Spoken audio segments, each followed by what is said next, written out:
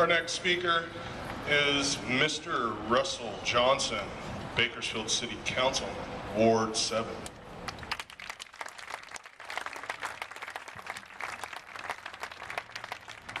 Thank you, Rob. Let me start off by thanking each and every one of you for coming out today. So thank you guys for coming out. Thank you for standing up for what's right. Thank you for standing up for freedom. And thank you for helping to send a message to the representatives in Washington, the Supreme Court, and let them know that we need to stop the HHS mandate. So thank you.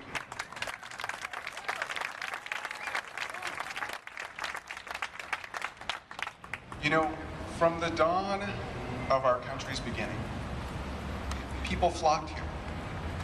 People flocked here looking for religious freedom, whether you were a Puritan, whether you were a Protestant, whether you were a Catholic, Jewish, or maybe you didn't have a God at all. But you came here for that freedom. The freedom to be able to do what you wanted and worship your conscience, worship your conscious belief how you wanted to, as long as it didn't infringe on other folks' rights. And here we sit today, and we have to ask ourselves, why do we have an HHS mandate that seeks to take that same umbrella of freedom that provided that opportunity for people to come here and experience their freedom in religion? Why do we have that mandate trying to take that away from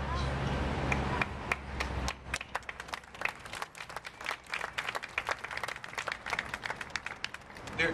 There's a pervasive movement that conscious livelihood, that we can all be legislated, that we can be pushed into a box.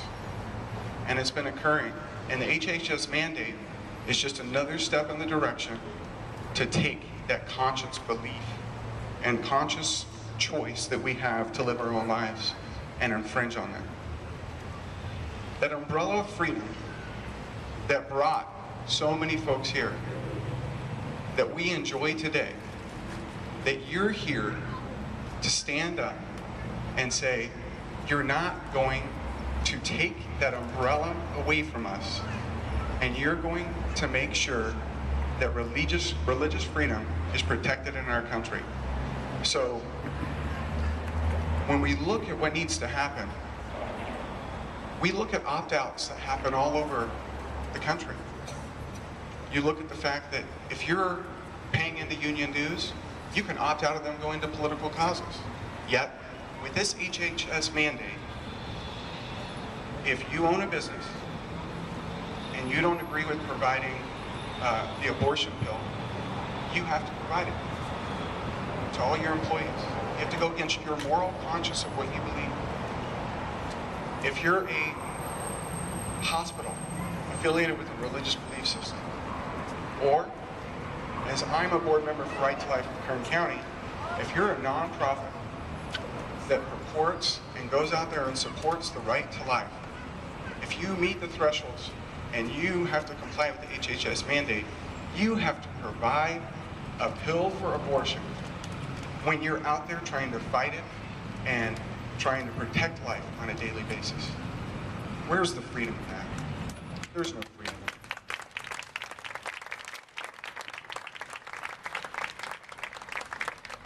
So as we all gather here today, I just want to thank you again for coming out, standing up for religious freedom. But let's get a little bit more excited here. I think we need some energy here. So here's what we're going to do. This side of the crowd is going to yell, stand, and this side of the crowd is going to yell up. Are you guys ready? Yeah. All right, here we go. Stand! Up! Stand! Up! Stand! Up! Stand! Up! Stand! Up! Stand up! Stand up! Stand up! Guys, thank you for coming out.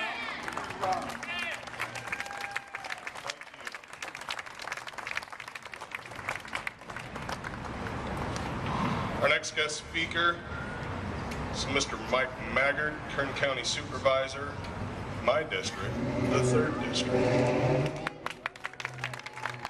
Hello, everyone. be able to be with you today, and I just wanted to remind us of a couple things. First of all, thank you for coming out, and we're grateful that you're willing to stand up. And but I want to remind us of a couple things about our heritage and our history. I know you've heard this before. We hold these truths to be self-evident: that all men are created equal, and that they are endowed by their Creator with certain unalienable rights. No man and no government gave us those rights.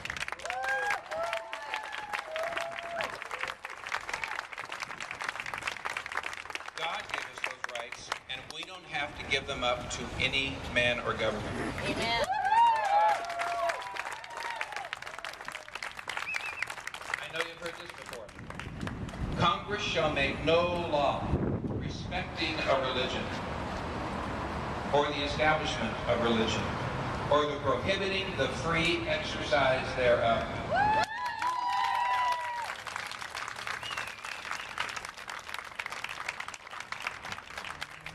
In the last chapter of the book of Joshua in the Old Testament, Joshua is now an old man, and he stands before the Israelites after he has led them into the Promised Land, and he reminds them of some things. He says to them, "It was God that freed you from the Egyptians. It was God that parted the Red Sea. It was God that stopped the River Jordan so you could walk into the Promised Land. It was God that caused Jericho to fall. It was God that led you to victory, and it was God that gave you the Promised Land. It was God that did those things for the Israelites, and it was God that gave us our unalienable rights."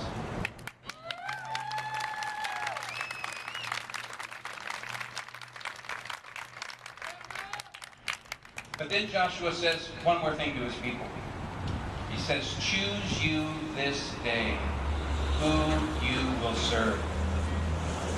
Then he says, "As for me and my house, we will serve the Lord."